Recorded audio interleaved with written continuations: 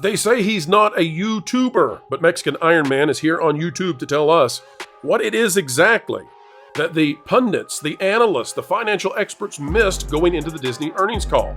Surely Disney did not put their earnings call just before the bell rang at Wall Street with the hopes and desires that they would tank the stock over an entire day.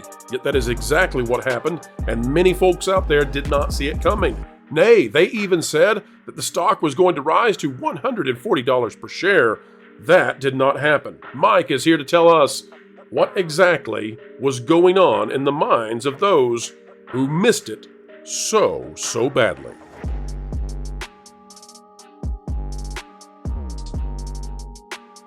Hello folks, welcome back to the Pro Channel, where we are here to explain entertainment, keep you ahead of the culture curve, and by golly, we have a good time as we do so. If you would not mind, consider clicking the like button as we dive in today to the, shall we say, confused, befuddled, bedazzled, bedazed, well, no, just dazed, analysts, pundits, and everybody else who predicted that the Disney stock would do phenomenally well just based on those streaming numbers. Turns out investors and shareholders did not agree, and they're looking at Bob right now saying, Bob, what are you doing, Bob?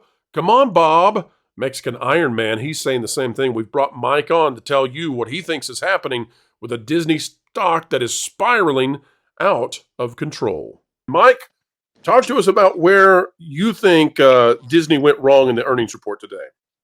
Well, can we do an audio check? I'm on the side of the road. Is this working? You sound great, Mike. You've never sounded better in your life. I hate to tell you that given the expenses you paid for your mic and studio at home, but you sound wonderful. Go.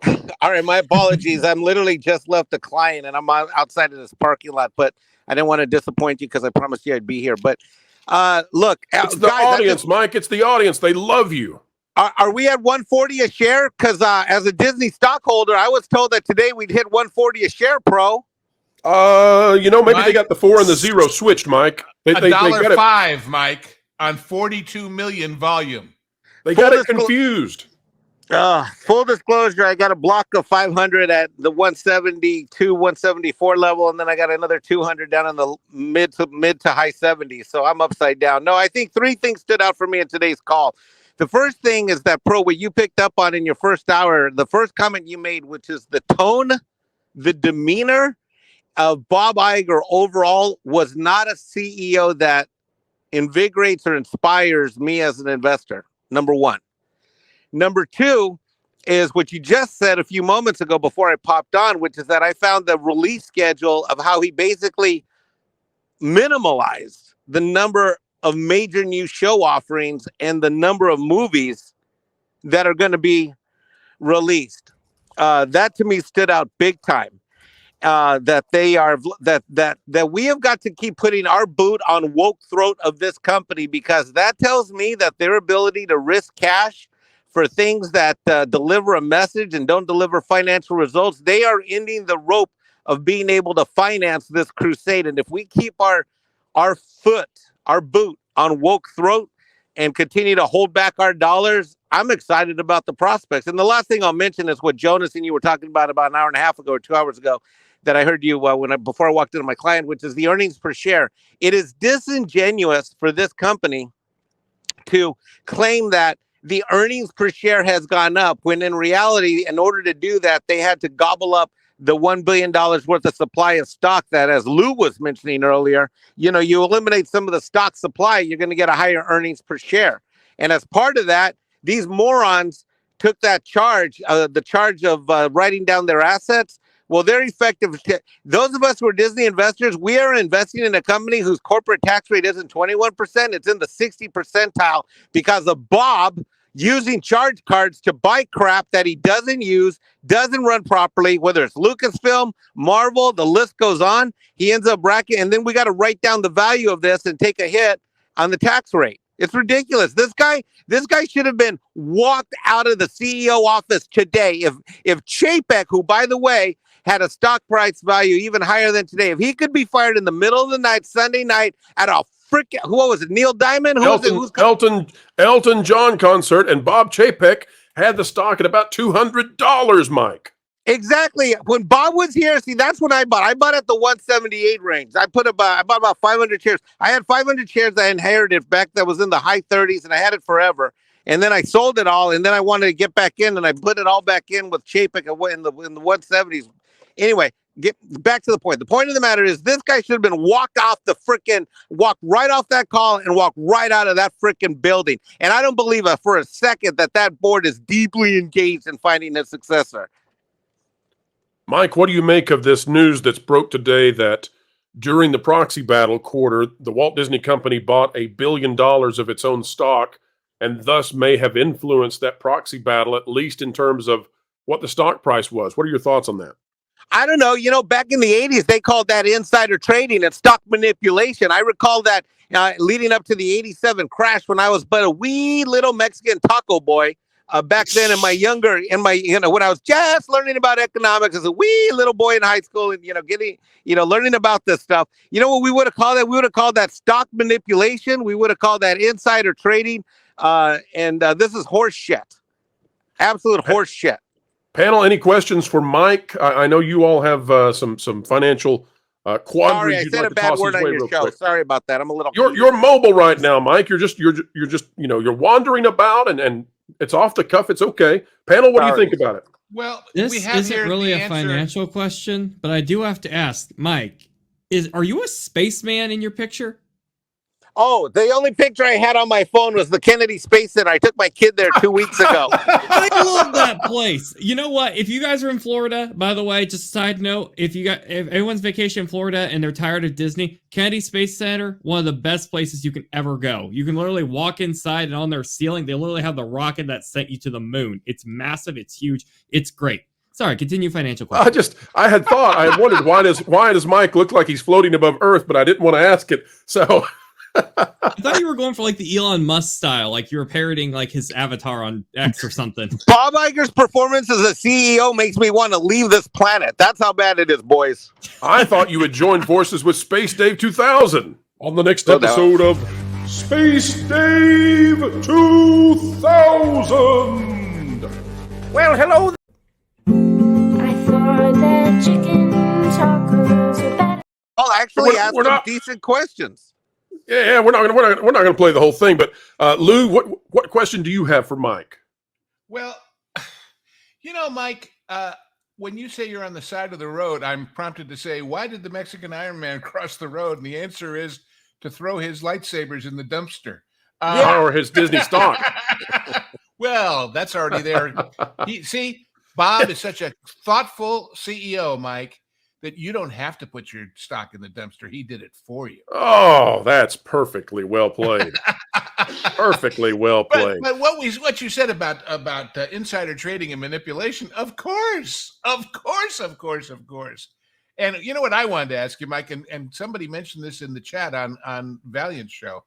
How much of these shares being sold today do you think are on people who bought in for the rise for the Peltz situation, but put in stop losses somewhere right around here to automatically dump? Because when you're looking at the volume today, 43.27 million on a stock whose 65-day average is 11.47, that's a hell of a lot of shares. Let me tag that before you answer, Mike, because that's actually something I'm really interested to, because right now this is $5.28 above the 100 mark. I'm going to bet there is a ginormous iceberg sitting out there of folks who have put sell at 100. So Disney's getting close to that precipice. What do you think, Mike? I think it's quite possible, because I think Iger tried to inspire a lot of confidence that we were beyond the below $100 a share mark. And I think a lot of the thing with Peltz, let's imagine an alternative universe, if you will, since Marvel likes doing alternative universes.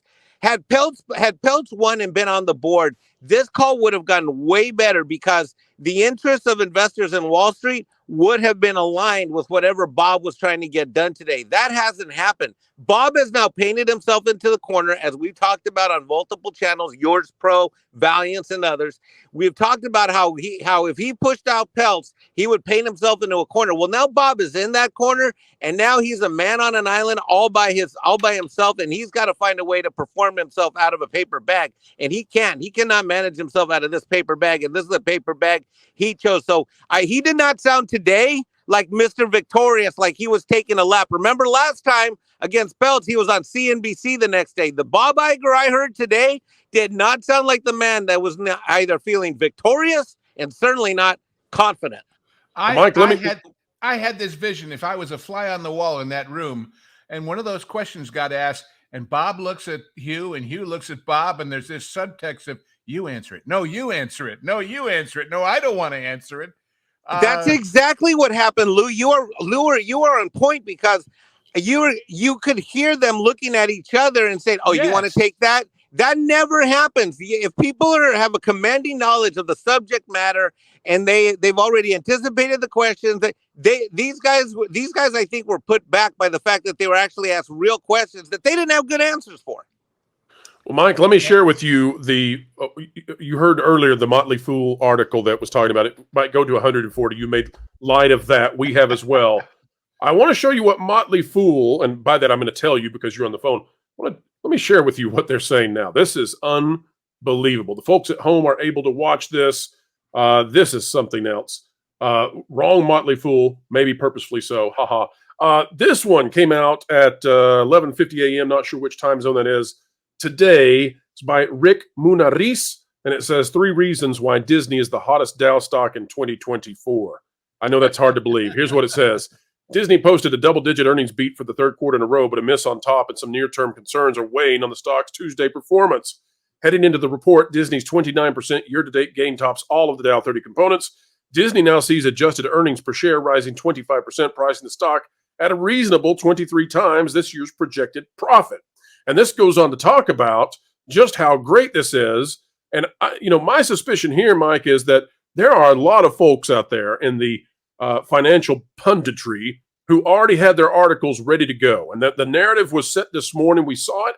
And then something spooked the investors in a way that they cannot control.